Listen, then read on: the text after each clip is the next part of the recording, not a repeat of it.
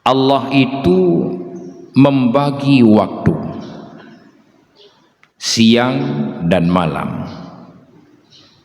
Tujuannya adalah agar engkau tidak ditegah oleh kelalaian dan tidur sepanjang hari.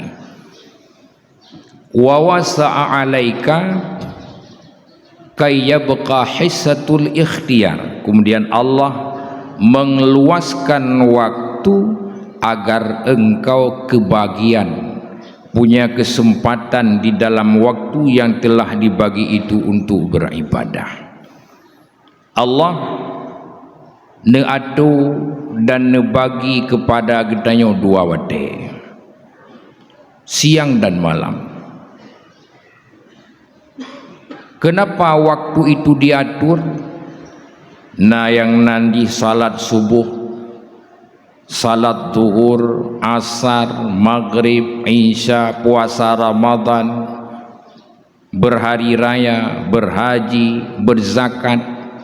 Allah tahu bahwa manusia itu sifatnya taswif, lalai, lupa terhadap waktu, maka diingatkan manusia dengan sembahyang lehu. Nepingat li Allah ngan semayang asa. Begitu mata urut tenggelam, muazzin memanggil dengan lantunan salat azan maghrib. Begitu menjelangnya puasa diingatkan dengan bulan Ramadan. Idamong bulan haji nepi ingat li Allah dengan labbaik Allahumma labbaik. Pekan karena Allah itu tahu bahwa manusia itu taswif, lalai.